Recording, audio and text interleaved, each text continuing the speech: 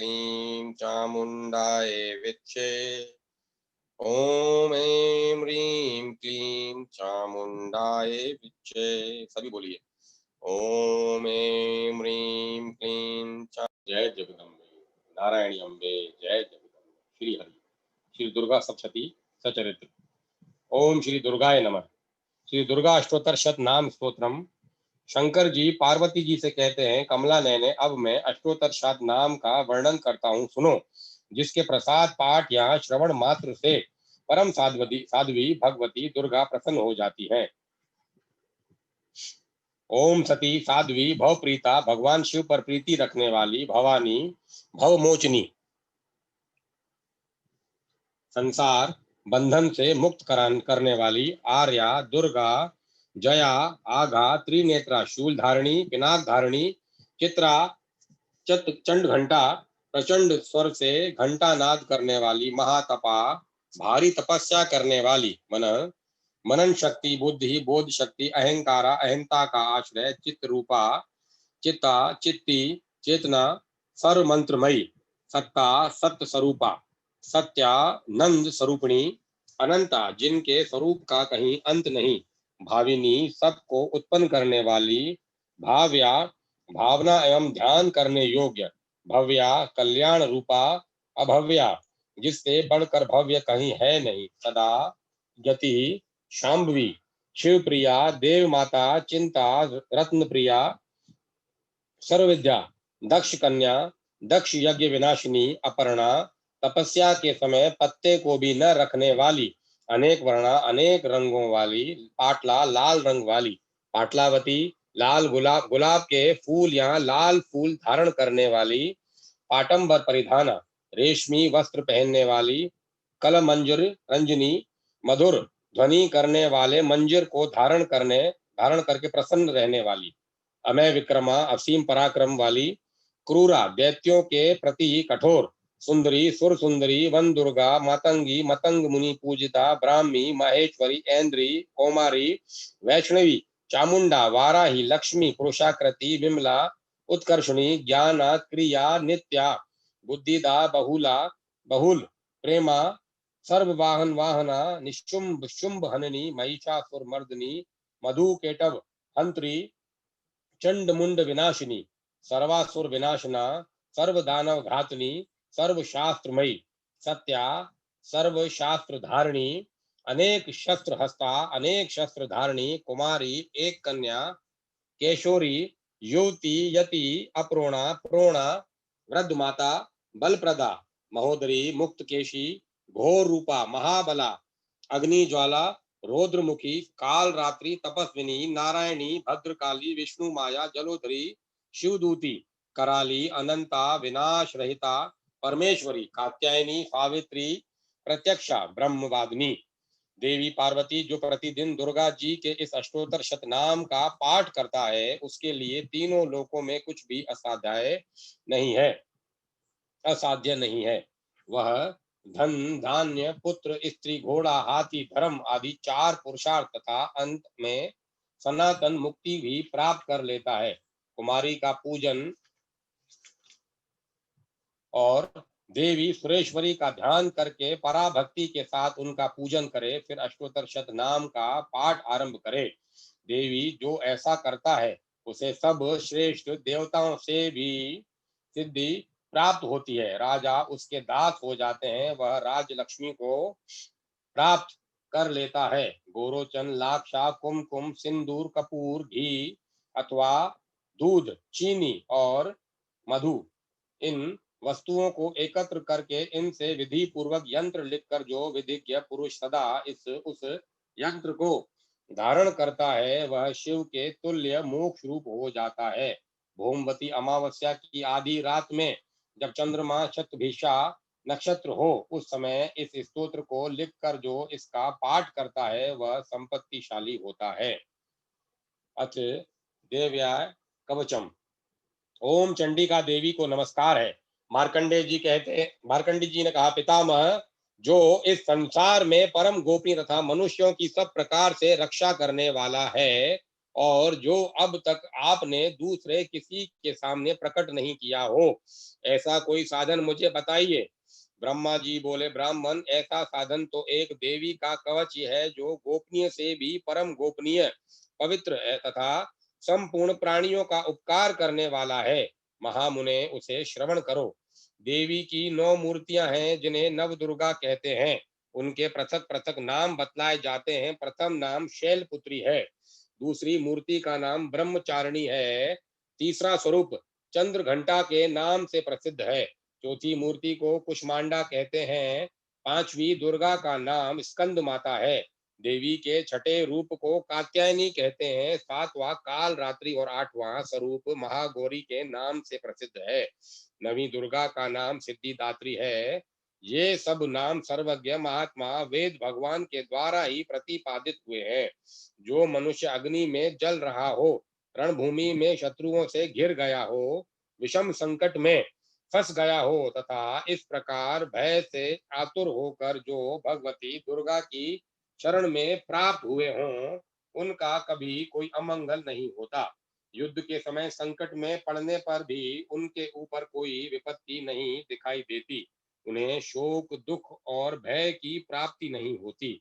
जिन्होंने भक्ति पूर्वक देवी का स्मरण किया है, उनका निश्चय ही अभ्युदय होता है। देवेश्वरी, जो तुम्हारा चिंतन करते हैं, उनकी तुम निस्संदेह रक्षा करती हो। चामुंडा देवी प्रेत पर आरूढ़ होती हैं, वराही देवी भैंसे पर सवारी करती हैं, ऐन्द्रेयी देवी का वाहन ऐरावत हाथी है, वैष्णवी देवी गरुड़ पर ही आसन जमाती हैं, महेश्वरी देवी वृषभ पर आरूढ़ होती हैं, कुमारी देवी का वाहन मयूर है, भगवान विष्णु की प्रियतमा लक्ष्मी देवी कमल के आसन पर विराजमान है और हाथों में कमल धारण किए हुए हैं। वृषभ पर आरूढ़ ईश्वरी देवी ने श्वेत रूप धारण कर रखा है। ब्राह्मी देवी हंस पर बैठी हुई हैं और सब प्रकार के आभूषणों से विभूषित हैं। इस प्रकार ये सभी माताएं सब प्रकार की योग शक्तियों से संपन्न हैं। इनके सिवाय और भी बहुत सी देवियां हैं, जो अनेक प्रकार के शोभा आभूषणों की शोभा से युक्त तथा नाना प्रकार के रत्नों से सुशोभित हैं। ये संपूर्ण देवियां क्रोध में भरी हुई हैं और भक्तों की रक्षा के लिए रथ पर बैठी दिखाई देती हैं। ये शंख, चक्र, गदा, शक्ति, हल और मूसल, खेटक और तोमर, परशु तथा पाक्ष, कुंत और त्रिशूल एवं उत्तम शांग, धनुष आदि अस्त्र शस्त्र अपने हाथों में धारण करती हैं। दैत्यों के शरीर का नाश करना, भक्तों को अभयदान देना और देवताओं का कल्याण करना, यही उनके शस्त्र धारण का उद्देश्य है।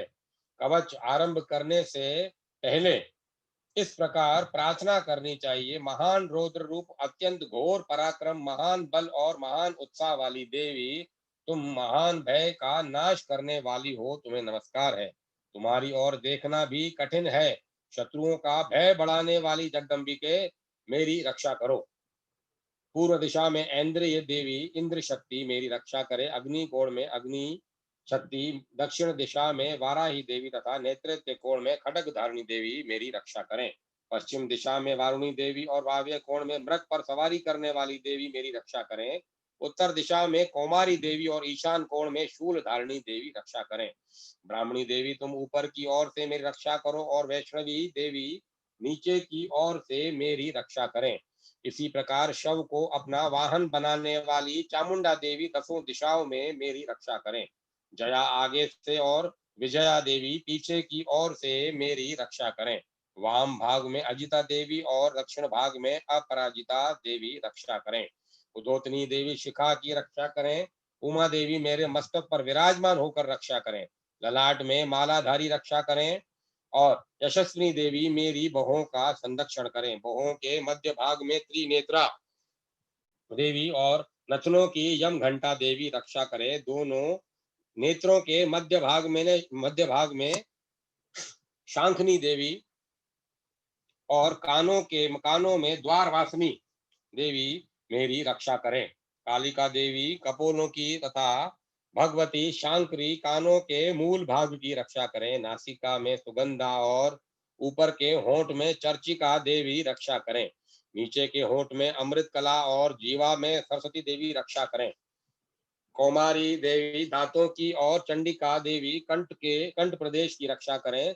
चित्र घंटा गले की घंटी की और महामाया तालु में रहकर रक्षा करें। कामाक्षी देवी ठुड्डी की और सर्वमंगला मेरी वाणी की रक्षा करें।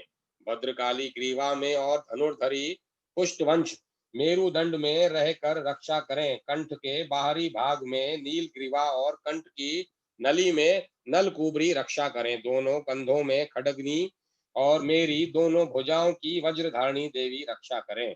दोनों हाथों में दंडनी और उंगलियों में अंबिका रक्षा करें। चुलेश्वरी नखों की रक्षा करें। कुलेश्वरी कुक्षी पेट में रहकर रक्षा करें। महादेवी दोनों स्तनों की और शोक विनाशिनी देवी मन की रक्षा करें। ललिता देवी हृदय में और शूलधरणी देवी उदर में रहकर रक्षा करें। नाभि में कामिनी और गुहा की गुहेश्वरी देवी रक्षा करें। पूतना देवी और कामिका देवी लिंग की और महिषवाहिनी गुदा की रक्षा करें। भगवती कटी भाग में और विंध्यवासिनी देवी घुटनों की रक्षा करे। संपूर्ण कामनाओं को देने वाली महाबला देवी दोनों पिंडलियों की रक्षा करें। नारसिंही देवी दोनों घुटियों की और तेजसी देवी दोनों चरणों के पुष्ट भाग की रक्षा करें। श्री देवी पैरों की उंगलियों में और तलवासनी पैरों के तलुओं में रहकर रक्षा करें। अपनी दाढ़ों के कारण भयंकर दिखाई देने वाली दृष्ट कराली देवी नखों की और उधर केशनी देवी केशों की रक्षा करें। रोमवलियों के छिद्रों में कुबेरी देवी और त्वचा की वागेश्वरी देवी रक्षा करें। पार्वती देवी रक्त मजा वसा मांस हड्डी और मेद की रक्षा करें। हाथों की काल रात्रि देवी और पित्त की मुक्तेश्वरी देवी रक्षा करें। मूलाधार आदि कमल कोशों में पद्मावती देवी और कफ में चूड़ामणि देवी स्थित होकर रक्षा करें। नख के तेज की ज्वालामुखी रक्षा करें। जिसकी जिसका किसी भी अस्त्र से भेदन नहीं हो सकता, वह अभेदा देवी शरीर की समस्त संधियों में रहकर रक्षा करें। ब्राह्मणी देवी आप मेरे वीर की रक्षा करें। छत्रेश्वरी देवी छाया की तथा धर्म धारणी देवी मेरे अहंकार मन और बुद्धि की रक्षा करें। हाथ में वज्र धारण करने वाली वज्रहस्ता देवी मेरे प्राण अपान व्यान उदान और समान वायु की रक्षा करें। कल्याण से शोभित होने वाली भगवती कल्याण शोभना देवी मेरे प्राण की रक्षा करें। रस रूप गंध शब्द और स्पर्श इन विषयों का अनुभव करते समय योगिनी देवी रक्षा करें और सतव गुण रजोगुण और तमोगुण की रक्षा सदा नारायणी देवी करें। वराही देवी आयु की रक्षा करें। वैष्णवी देवी धर्म की रक्षा करें तथा चक्रणी चक्र धारण करने वाली देवी यश कीर्ति लक्ष्मी धन तथा विद्या की रक्षा करें। इंद्राणी आप मेरे गोत्र की रक्षा करें। चंडी के देवी तुम मेरे पशुओं की रक्षा करो। महालक्ष्मी देवी पुत्रों की रक्षा करें और भैरवी देवी पत्नी की रक्षा करें। मेरे पथ की सुपथा देवी और मार्ग की क्षेमकरी देवी रक्षा करें। राजा के दरबार में महालक्ष्मी देवी रक्षा करें तथा सब और व्याप्त रहने वाली विजय देवी संपूर्ण भयों से मेरी रक्षा करें।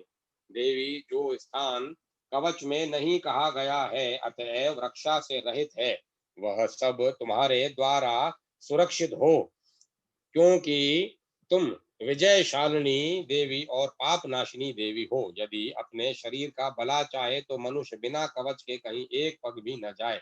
कवच का पाठ करके ही यात्रा करे। कवच के द्वारा सब ओर से सुरक्षित मनुष्य जहां जहां भी जाता है वहां वहां उसे धन लाभ होता है तथा संपूर्ण कामनाओं की सिद्धि करने वाली विजय की प्राप्ति होती है। वह जिस जिस अभिष्ट वस्तु का चिंतन करता है उसको निश्चय ही प्राप्त कर लेता है। वह पुरुष इस पृथ्वी पर तुलना रहित महान ऐश्वर्य का भागी होता है। कवच से सुरक्षित मनुष्य निर्भय हो जाता है। युद्ध में उसकी पराजय नहीं होती तथा वह तीनों लोकों में पूजनीय होता है। देवी का यह कवच देवताओं के लिए भी दुर्लभ है। जो प्रतिदिन नियम पूर्वक तीनों संध्याओं के समय श्रद्धा के साथ इसका पाठ करता है उसे देवी कला प्राप्त होती है तथा वह तीनों लोकों में कहीं भी पराजित नहीं होता। इतना ही नहीं, वह अब मृत्यु से रहित हो 100 से भी अधिक वर्षों तक जीवित रहता है। मकड़ी, चेचक तथा और कोढ़ आदि उसकी संपूर्ण व्याधियां नष्ट हो जाती हैं। कनेर, भांग, अफीम, धतूरे आदि का स्थावर विष, सांप और बिच्छू आदि के काटने से चढ़ा हुआ जगम विष तथा अहिफेन और तेल के संयोग आदि से बनने वाला कृत्रिम विष, ये सभी प्रकार के विष दूर हो जाते हैं, उनका कोई असर नहीं होता। इस पृथ्वी पर मारण, मोहन आदि जितने अभिचारिक प्रयोग होते हैं तथा इस प्रकार के जितने मंत्र यंत्र होते हैं, वे सब इस कवच को हृदय में धारण कर लेने पर उस मनुष्य को देखते ही नष्ट हो जाते हैं। ये ही नहीं, पृथ्वी पर विचरने वाले ग्राम देवता, आकाशचारी देव विशेष, जल के संबंध से प्रकट होने वाले गण, उपदेश मात्र से सिद्ध होने वाले निम्न कोटि के देवता, अपने जन्म के साथ प्रकट होने वाले देवता, कुल देवता, माला, कंठमाला आदि, डाकनी, शाकनी, अंतरिक्ष में विचरने वाली अत्यंत बलवती भयानक डाकनियां, ग्रह, भूत, पिशाच, यक्ष, गंधर्व, राक्षस, ब्रह्म या राक्षस, बेताल, कुष्मांड और भैरव आदि अनिष्ट कारक देवता भी हृदय में कवच धारण किए रहने पर उस मनुष्य को देखते ही भाग जाते हैं। कवचधारी पुरुष को राजा से सम्मान वृद्धि प्राप्त होती है। यह कवच मनुष्य के तेज की वृद्धि करने वाला और उत्तम है।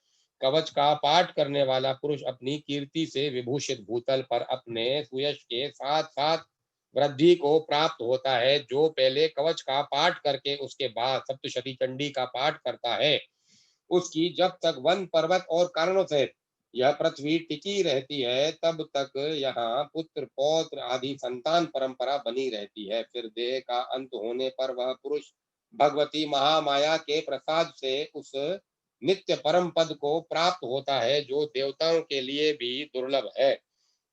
वह सुंदर दिव्य रूप धारण करता और कल्याण में शिव के साथ आनंद का भागी होता है। अथवा अर्गला स्तोत्रम। ओम चंडिका देवी को नमस्कार है।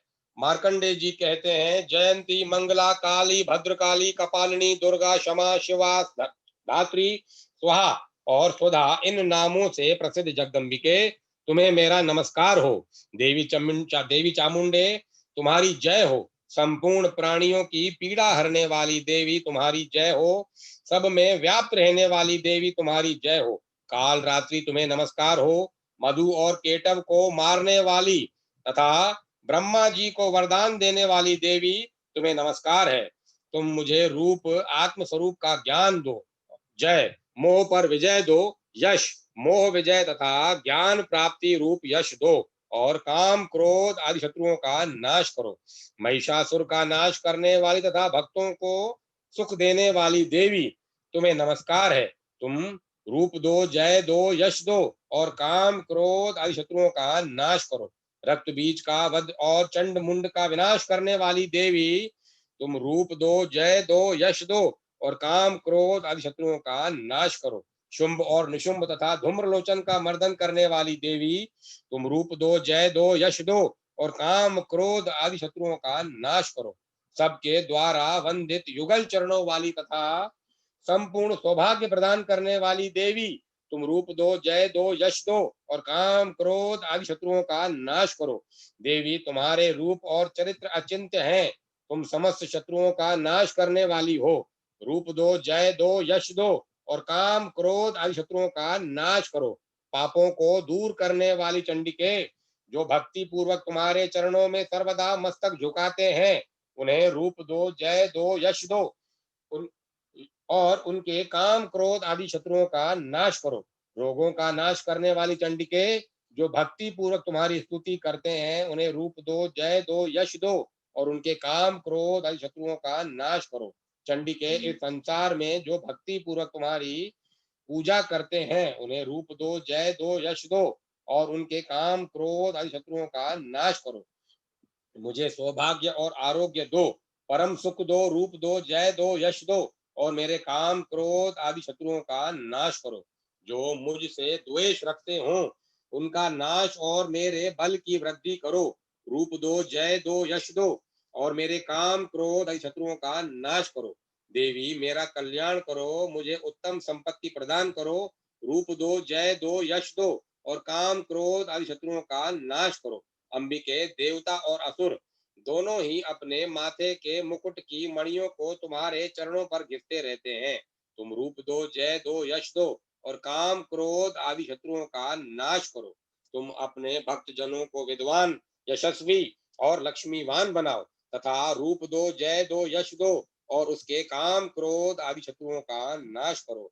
प्रचंड दैत्यों के दर्प का दलन करने वाली चंडिके, मुझ शरणागत को रूप दो, जय दो, यश दो और मेरे काम क्रोध आदि शत्रुओं का नाश करो। चतुर्मुख ब्रह्मा जी के द्वारा प्रशंसित चार भुजा धारणी परमेश्वरी, तुम रूप दो, जय दो, यश दो और काम क्रोध आदि शत्रुओं का नाश करो। देवी अंबिके, भगवान विष्णु नित्य निरंतर भक्ति पूर्वक तुम्हारी स्तुति करते रहते हैं। तुम रूप दो, जय दो, यश दो और काम क्रोध आदि शत्रुओं का नाश करो। हिमालय कन्या पार्वती के पति महादेव जी के द्वारा प्रशंसित होने वाली परमेश्वरी, तुम रूप दो, जय दो, यश दो और काम क्रोध शत्रुओं का नाश करो। शचीपति इंद्र के द्वारा सद्भाव से पूजित होने वाली परमेश्वरी, तुम रूप दो, जय दो, यश दो और काम क्रोध आदि शत्रुओं का नाश करो। प्रचंड भुजदंडों वाले दैत्यों का घमंड चूर करने वाली देवी, तुम रूप दो, जय दो, यश दो और काम क्रोध आदि शत्रुओं का नाश करो। देवी अंबिके, तुम अपने भक्त जनों को सदा असीम आनंद प्रदान करती रहती हो। मुझे रूप दो, जय दो, यश दो और मेरे काम क्रोध आदि शत्रुओं का नाश करो। मन की इच्छा के अनुसार चलने वाली मनोहर पत्नी प्रदान करो, जो दुर्गम संसार सागर से तारने वाली तथा उत्तम कुल में उत्पन्न हुई हो। जो मनुष्य इस स्तोत्र का पाठ करके सप्तशती रूपी महास्तोत्र का पाठ करता है, वह सप्तशती की जब संख्या से मिलने वाले श्रेष्ठ फल को प्राप्त होता है, साथ ही वह प्रचुर संपत्ति भी प्राप्त कर लेता है। नवमो अध्याय, निशुंभ वध। मैं अर्धनारीश्वर के श्री विग्रह की निरंतर शरण लेता हूँ। उसका वर्ण बंदूक पुष्प और सुवर्ण के समान रक्तपिति मिश्रित रक्तपित मिश्रित है। वह अपनी भुजाओं में सुंदर अक्ष माला, पाक्ष, अंकुश और वरद मुद्रा धारण करती हैं। अर्धचंद्र उसका आभूषण है तथा वह 3 नेत्रों से सुशोभित है।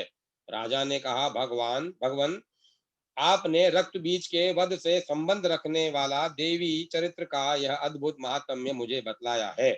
अब रक्त बीज के मारे जाने पर अत्यंत क्रोध में भरे हुए शुंभ और निशुंभ ने जो कर्म किया, उसे मैं सुनना चाहता हूँ। ऋषि कहते हैं, राजन, युद्ध में रक्त बीज तथा अन्य दैत्यों के मारे जाने पर शुंभ और निशुंभ के क्रोध की सीमा न रही। अपनी विशाल सेना और इस प्रकार मारी जाती देख निशुंभ अमर्ष में भरकर देवी की ओर दौड़ा। उसके साथ असुरों की प्रधान सेना थी। उसके आगे पीछे तथा पार्श्व भाग में बड़े बड़े असुर थे, जो क्रोध से होंठ चबाते हुए देवी को मार डालने के लिए आए।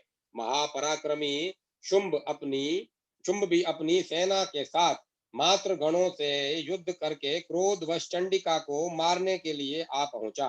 तब देवी के साथ शुंभ और निशुंभ का घोर संग्राम छिड़ गया। वे दोनों दैत्य मेघों की भांति बाणों की भयंकर वृष्टि कर रहे थे।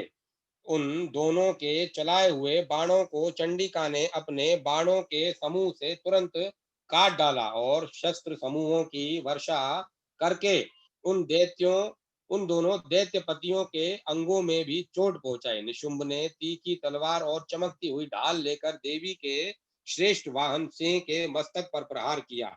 अपने वाहन को चोट पहुंचाने पर देवी ने शुप्र नामक बाण से निशुंभ की श्रेष्ठ तलवार तुरंत ही काट डाली और उसकी ढाल को भी, जिसमें 8 चांद जड़े थे, खंड खंड कर दिया। ढाल और तलवार के कट जाने पर उस असुर ने शक्ति चलाई, किंतु सामने आने पर देवी ने चक्र से उसके भी 2 टुकड़े कर दिए। अब तो निशुंभ क्रोध से जल उठा और उस दानव ने देवी को मारने के लिए शूल उठाया, किंतु देवी ने समीप आने पर उसे भी मुक्के से मार कर चूर्ण कर दिया। अब उसने गदा घुमाकर चंडी के ऊपर चलाई, परंतु वह भी देवी के त्रिशूल से कटकर भस्म हो गई। तदंतर दैत्यराज निशुंभ को फरसा हाथ में लेकर आते देख देवी ने बाण समूह से घायल कर धरती पर सुला दिया। उस भयंकर पराक्रमी भाई निशुंभ के धराशायी धराशायी हो जाने पर शुंभ को बड़ा क्रोध हुआ और अंबिका का वध करने के लिए वह आगे बढ़ा। रथ पर बैठे बैठे ही उत्तम आयुधों से शोभित अपनी बड़ी बड़ी 8 अनुपम भुजाओं से समूचे आकाश को ढक कर वह अद्भुत शोभा पाने लगा। उसे आते देख देवी ने शंख बजाया और धनुष की प्रत्यंचा का भी अत्यंत दुस्सह शब्द किया। साथ ही अपने घंटे के शब्द से जो समस्त दैत्य सैनिकों का तेज नष्ट करने वाला था, संपूर्ण दिशाओं को व्याप्त कर दिया।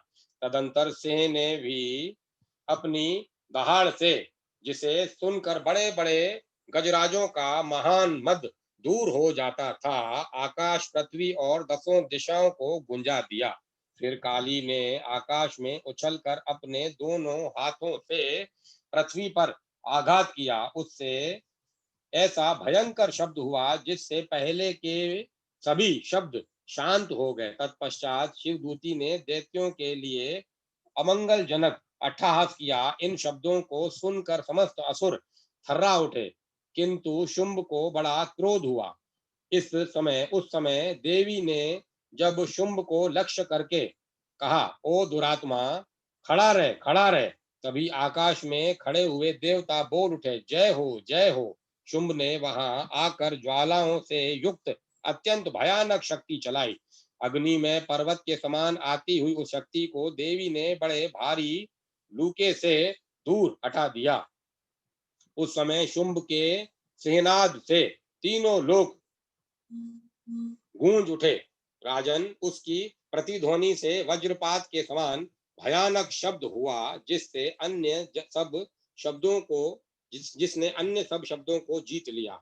शुंभ के चलाए हुए बाणों के देवी ने और देवी के चलाए हुए बाणों के शुंभ ने अपने भयंकर बाणों द्वारा सैकड़ों और हजारों टुकड़े कर दिए।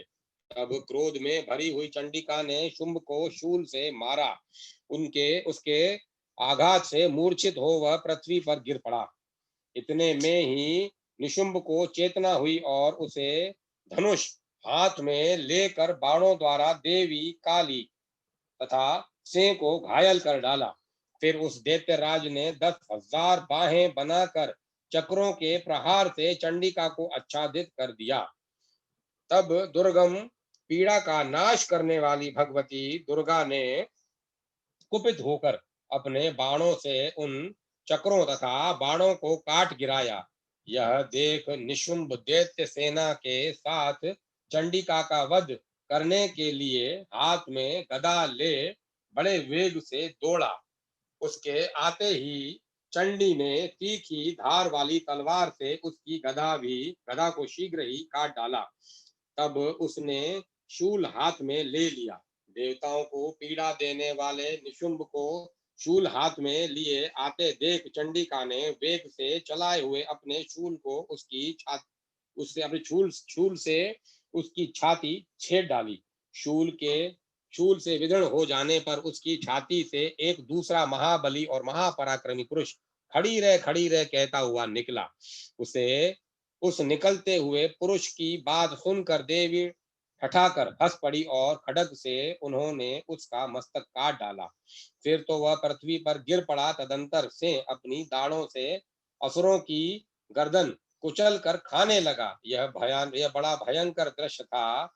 उधर काली तथा शिवदूती ने भी अन्य दैत्यों का भक्षण आरंभ किया। कौमारी की शक्ति से विदीर्ण होकर कितने ही महादैत्य नष्ट हो गए।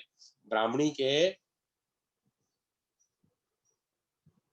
मंत्रपुत जल से निस्तेज होकर कितने ही भाग खड़े हुए। कितने ही दैत्य महेश्वरी के त्रिशूल से छिन्न भिन्न हो धराशायी हो गए। वाराही के थुथने के आघात से कितनों का पृथ्वी पर कचूमर निकल गया।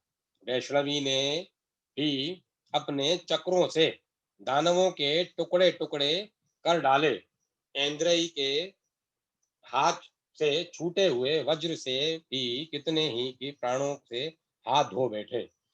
कुछ असुर नष्ट हो गए और कुछ इस महायुद्ध से भाग गए तथा कितने ही काली शिवदूती तथा सिंह के ग्रास बन गए। इस प्रकार मार्कंडेय पुराण के सांवणिक मनवंतर की कथा के अंतर्गत देवी महात्म्य के निशुंभ वध नामक नवा अध्याय पूर्ण हुआ।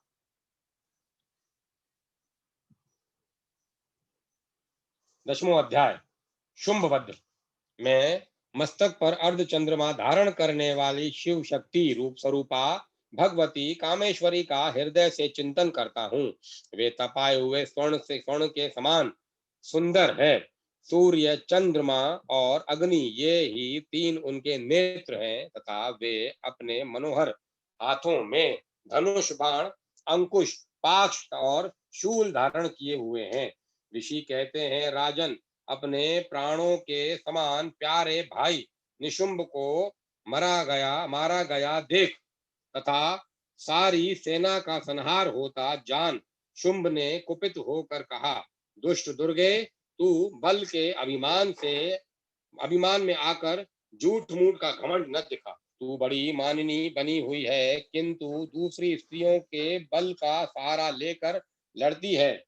देवी बोली, ओ दुष्ट, मैं अकेली ही हूँ। इस संसार में मेरे सिवा दूसरी कौन है? देख, ये मेरी ही विभूतियां हैं, अतः मुझ में ही प्रवेश कर रही हैं। तदंतर ब्राह्मणी आदि समस्त देवियां अंबिका देवी के शरीर में लीन हो गई। उस समय केवल अंबिका देवी ही रह गई। देवी बोली, मैं अपनी ऐश्वर्य शक्ति से अनेक रूपों में यहाँ उपस्थित हुई थी। इन सब रूपों को मैंने समेट लिया। अब अकेली ही युद्ध में खड़ी हूँ। तुम भी स्थिर हो जाओ। ऋषि कहते हैं, तदंतर देवी और शुंभ दोनों में सब देवताओं तथा दानवों के देखते देखते भयंकर युद्ध छिड़ गया। बाणों की वर्षा तथा तीखे शास्त्रों और एवं दारुण अस्त्रों के प्रहार के कारण उन दोनों का युद्ध सब लोगों के लिए बड़ा भयानक प्रतीत हुआ। उस समय अंबिका देवी ने जो सैकड़ों दिव्य अस्त्र छोड़े, उन्हें दैत्यराज शुंभ ने उनके निवारक अस्त्रों द्वारा काट डाला। इसी प्रकार चलाए शुंभ ने भी जो दिव्य अस्त्र चलाए, उन्हें परमेश्वरी ने भयंकर हुंकार शब्द के उच्चारण आदि द्वारा खिलवाड़ में ही नष्ट कर डाला। तब उस असुर ने सैकड़ों बाणों से देवी को आच्छादित कर दिया। यह देख क्रोध में भरी हुई उन देवी ने भी बाण मारकर उसका धनुष काट डाला। धनुष कट जाने पर फिर दैत्यराज ने शक्ति हाथ में ली, किंतु देवी ने चक्र से उसके हाथ की शक्ति को काट गिराया। तत्पश्चात दैत्यों के स्वामी शुंभ ने 100 चांद वाली चमकती हुई ढाल और तलवार हाथ में ले उस समय देवी पर धावा किया। उसके आते ही चंडिका ने अपने धनुष से छोड़े हुए तीखे बाणों द्वारा उसकी सूर्य किरणों के समान उज्जवल ढाल और तलवार को तुरंत काट दिया। फिर उस दैत्य के छोड़े और घोड़े और सारथी मारे गए। धनुष तो पहले ही कट चुका था। अब उसने अंबिका को मारने के लिए उदत हो भयंकर मुदगर हाथ में लिया। उसे आते देख देवी ने अपने तीक्ष्ण बाणों से उसका मुदगर भी काट डाला। इस पर भी वह असुर मुक्का तान कर बड़े वेग से देवी की ओर झपटा। उस दैत्यराज ने देवी की छाती में मुक्का मारा, तब उन देवी ने भी उसकी छाती में एक चाटा जड़ दिया। देवी का थप्पड़ खाकर दैत्यराज शुंभ पृथ्वी पर गिर पड़ा, किंतु पुनः सहसा पूर्वत उठकर खड़ा हो गया। फिर वह उछला और देवी को ऊपर ले जाकर आकाश में खड़ा हो गया। तब चंडिका आकाश में भी बिना किसी आधार के ही शुंभ के साथ युद्ध करने लगी। उस समय दैत्य और चंडिका आकाश में एक दूसरे से लड़ने लगे। उनका वह युद्ध पहले सिद्ध और मुनियों को विस्मय में डालने वाला हुआ। फिर अंबिका ने शुंभ के साथ बहुत देर तक युद्ध करने के पश्चात उसे उठाकर घुमाया और पृथ्वी पर पटक दिया। पटके जाने पर पृथ्वी पर आने आने के बाद वह दुष्ट आत्मा दैत्य पुनः चंडिका का वध करने के लिए उनकी ओर बड़े वेग से दौड़ा। तब समस्त दैत्यों के राजा शुंभ को अपनी ओर आते देख देवी ने त्रिशूल से उसकी छाती छेद कर उसे पृथ्वी पर गिरा दिया। देवी के शूल की धार से घायल होने पर उसके प्राण पखेरु उड़ गए और वह समुद्रों, द्वीपों तथा पर्वतों सहित समूची पृथ्वी को कपाता हुआ पृथ्वी पर गिर पड़ा। तदंतर उस दुरात्मा के मारे जाने पर संपूर्ण जगत संपूर्ण जगत प्रसन्न एवं पूर्ण स्वस्थ हो गया तथा आकाश स्वच्छ दिखाई देने लगा। पहले जो उत्पात सूचक मेघ और उल्कापात होते थे वे सब शांत हो गए तथा सब उस दैत्य के मारे जाने पर नदियां भी ठीक मार्ग से बहने लगी। उस समय शुंभ की मृत्यु के बाद संपूर्ण देवताओं का हृदय हर्ष से भर गया और गंधर्वगण मधुर गीत गाने लगे। दूसरे गंधर्व बाजे बजाने लगे और अप्सराएं नाचने लगी। पवित्र वायु बहने लगी। सूर्य की प्रभा उत्तम हो गई। अग्निशाला की बुझी हुई आग अपने आप प्रज्वलित हो उठी तथा संपूर्ण दिशाओं को के भयंकर शब्द शांत हो गए। इस प्रकार मार्कंडेय पुराण के सावर्णिक मनवंतर की कथा के अंतर्गत देवी महात्म्य के शुंभ निशुंभ नामक 10वां अध्याय पूरा हुआ।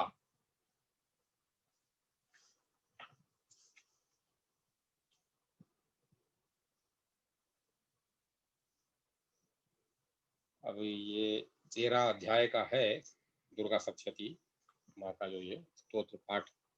आज षष्ठी हो गई, कल सप्त। जगदम्बे नारायणी अम्बे जय जगदम्बे भगवती अम्बे जय जगदम्बे नारायणी अम्बे जय जगदम्बे भगवती अम्बे जय जगदम्बे नारायणी अम्बे जय जगदम्बे भगवती अम्बे जय जगदम्बे नारायणी अम्बे जय जगदम्बे भगवती अम्बे जय जगदम्बे नारायणी अम्बे जय जगदम्बे भगवती अम्बे जय जगदम्बे नारायणी अम्बे जय जगदम्बे भगवती अम्बे बोलो जय जगदम्बे बोलो भगवती अम्बे बोलो जय जगदम्बे बोलो नारायणी अम्बे बोलो जय जगदम्बे बोलो भगवती अम्बे बोलो जय जगदम्बे बोलो नारायणी अम्बे बोलो जय जगदम्बे बोलो भगवती अम्बे बोलो जय जगदम्बे बोलो